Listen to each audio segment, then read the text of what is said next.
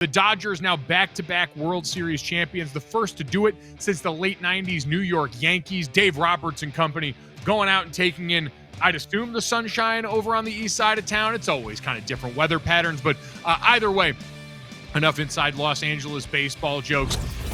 You get a look at this team, the super roster put together by the Los Angeles Dodgers, who won in 7 games. And again, I know so much the focus for a lot of people is on the end result of this, right?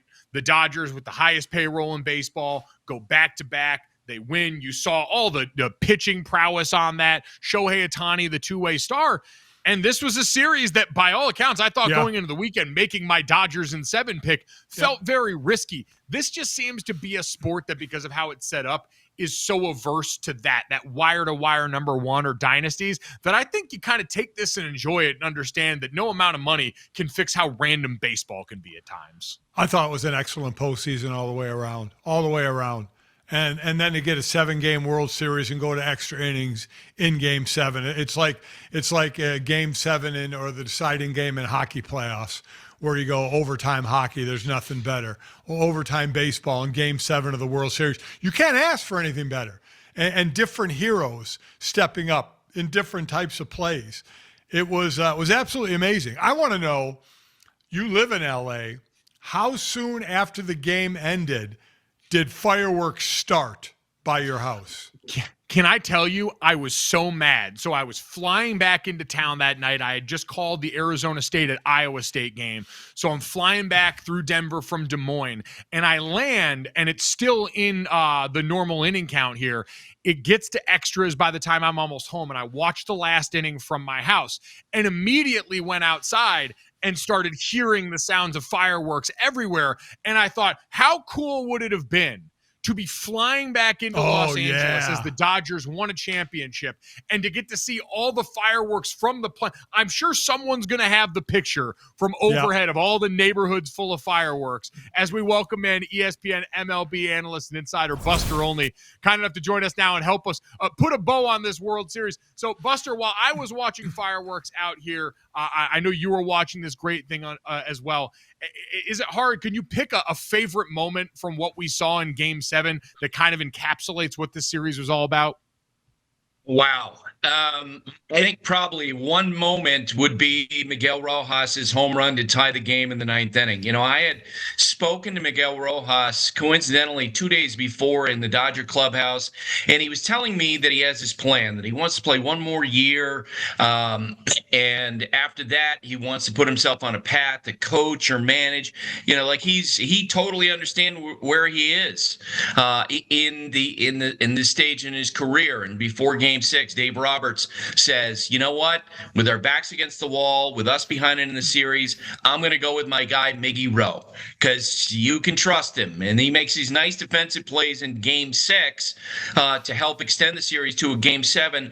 And then he hits that home run. And after the game, when I was talking to him and he's weeping, right, where he's talking about how going into this game, he and his wife had talked about there might be a moment that he's been waiting for his whole career.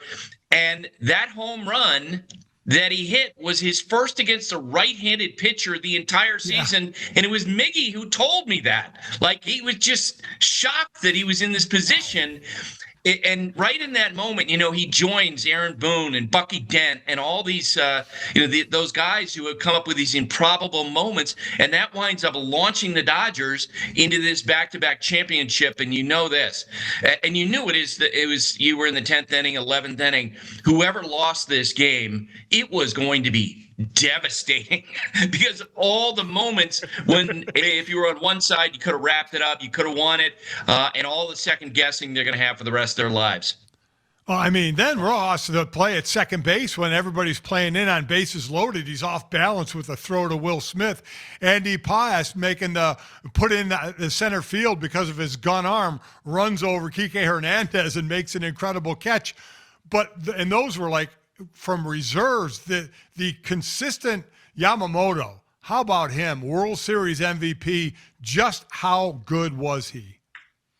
Well, I mean, it's almost unprecedented. And, it's interesting. In 2001, Randy Johnson threw 105 pitches in Game 6. He beat the Yankees, and he came back the next day, and he threw in relief in the 8th inning and then the 9th inning, and that gave the Diamondbacks a chance to, to walk it off against Mariano Rivera, and they win that World Series. But the idea of someone pitching Game 6 and 7 is unheard of, and to have the highest-paid pitcher in the history of baseball take the ball in those situations back-to-back days, that while he may have been tired when he took the mound, that the Blue Jays hitters were like, oh no. Because he had been that dominant against them in this series. So that he was so phenomenal. And you love the idea when you get into these games that all the roles go out the window, right? All the stature goes out the window. It's doing everything you can to win a game in that moment. And I mentioned the second guessing that goes on.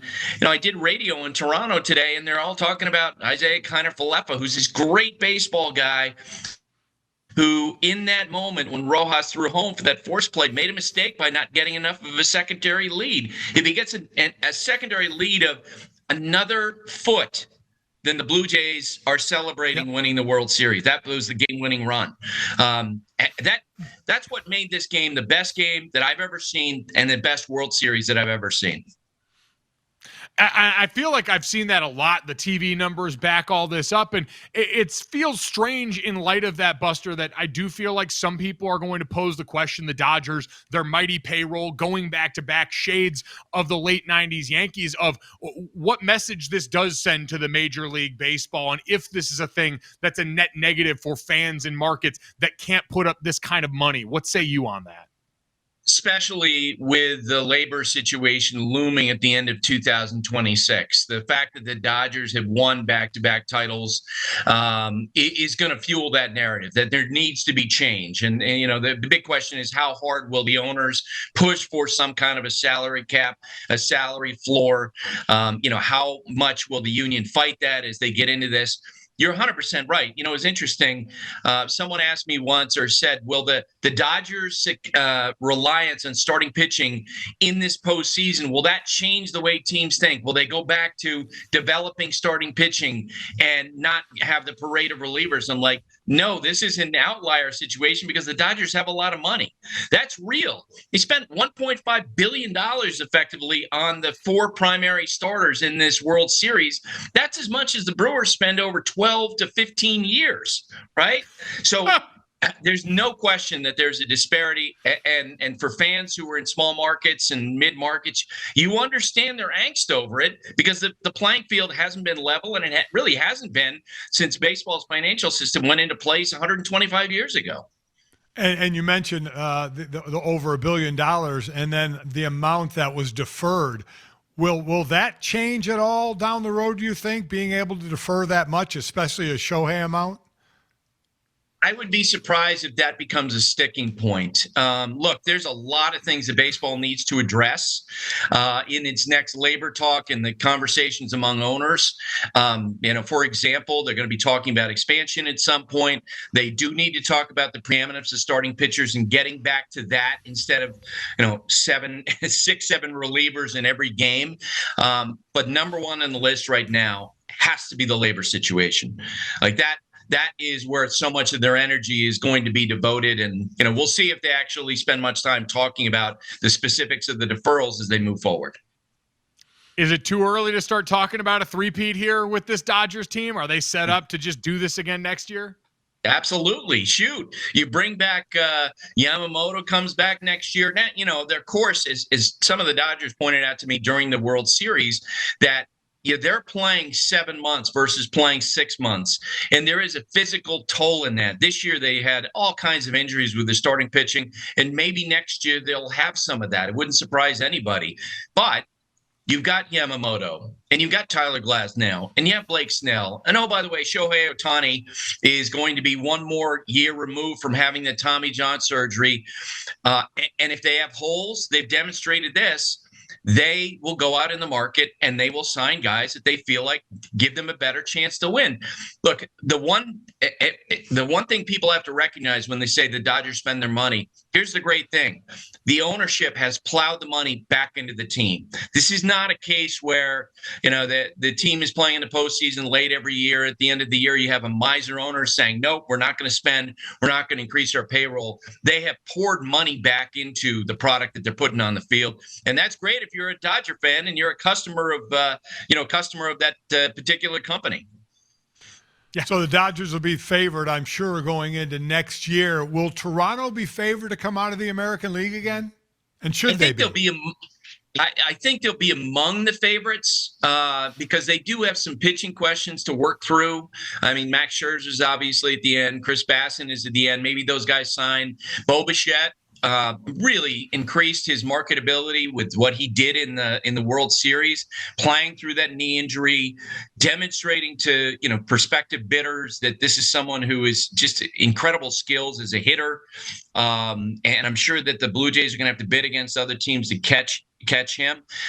The good thing is, man, this year the Blue Jays established a perfect anchor in Vladimir Guerrero Jr. Look, you guys have been around players in your lifetimes where you see them get the big contract and you don't know how they're going to react, right? You don't know if they're going to be comfortable being the guy. You don't know where the work ethic is going to go. When the Red Sox signed Rafael Devers to that massive $313 million deal, their hope was that he would be the centerpiece of their franchise. And then he's, declined to change positions and it went the other way. Vladimir Guerrero Jr., $500 million contract in the spring, has emerged as this incredible leader, as this remarkable force, as an all-around player, but also in the clubhouse. Before Game 7, I went up to him. I said, man, I'm telling you, I am jealous of you because my last class at Vanderbilt, I took Spanish and I got a D+, and I would love to speak in the second language. You're doing interviews in your second language on national television. Like, he has embraced all of the responsibility that comes with that contract. If you were in the Blue Jays, you're in a great place with Vladdy, and not only as a hitter, as a defender, but also how he clearly has demonstrated he's ready to lead.